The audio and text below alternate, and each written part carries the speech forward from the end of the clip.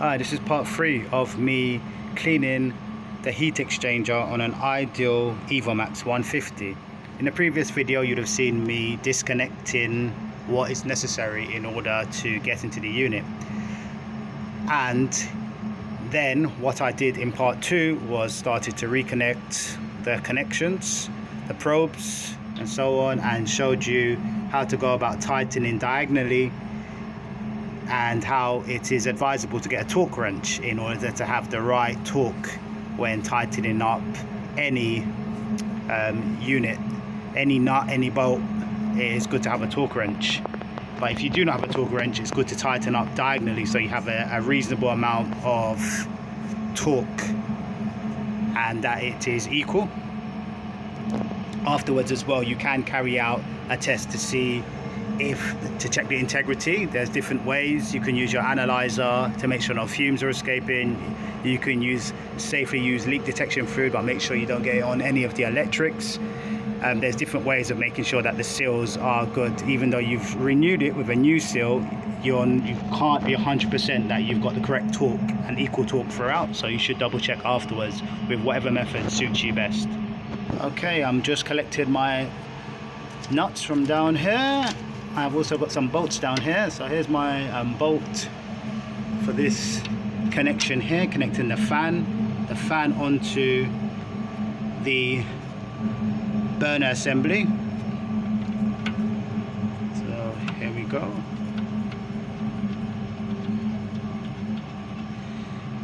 Ensure that all your seals are good, that they're still elasticated and fit for purpose. Keep your bolts, your nuts, your screws in a safe place. Don't lose them. Clean up regularly and don't rush the job. Make sure you have adequate lighting as well. Try to always wear gloves. Take pictures if necessary in order to make sure that you put things back in the right place and don't forget anything. So I've loosely connected my bolts on my fan assembly.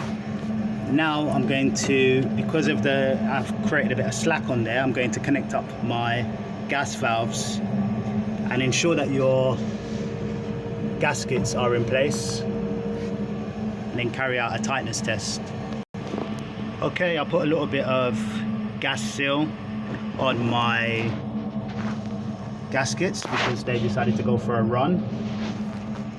I'm tightening up the top connection first, the top gas valve, because it was giving me a bit of problem, a bit of restriction. Probably there's not that much play on that one up there for some reason, so I'm doing that one up first and I'm going to do the bottom one. Okay, we've done up the gas valve connections hand tight and there's no restriction, which is good, and now I'm going to use my adjustable spanner to tighten them up.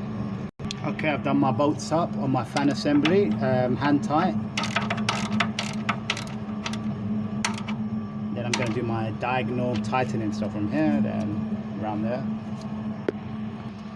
Okay, so that's done. We've tightened that up. Now to work our way to connect up the leads, the supply to the fan and the modulating connection, and then also connection to our gas valves, and then our probes, and then put our flue back in. Okay, so we have silicone greased up our flue connection here. We've greased it up, and then we've also greased up the top connection. We have got our probes back, we've got our earth lead on, we have our leads back on our fan, our modulating one on as well. We've got our leads back on our gas valve. We've got our venturi on, top and bottom. We have, what else? We haven't got our condensate in yet because we haven't got our flue in. But all our connections we have back on. Just double check everything. Don't take it for granted that everything is connected. You may miss something out, so just always double check that all is back on before you turn the appliance on. Going to do a tightness test in a moment. Okay, we have everything connected as far as I am aware. Everything's back on, screws back in. We don't have any screws left over. Then again, I do have one screw here, but that is for the boiler's case. So there's no screws left. I'm going to do a tightness test and then a flue gas analysis of the boiler in high and low, and leave my printout.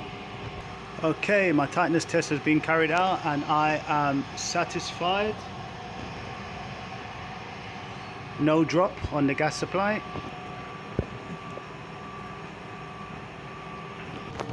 Okay, the gas valve is in an awkward place to get to, but you can get to it.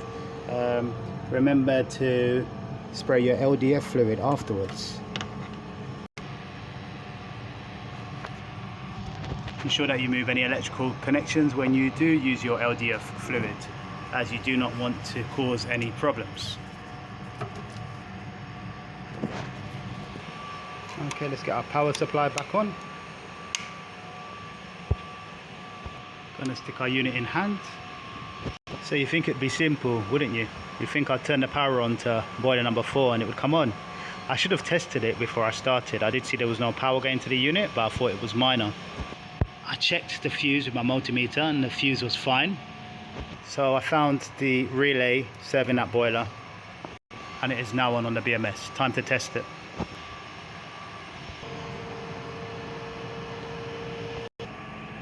Okay, we have power.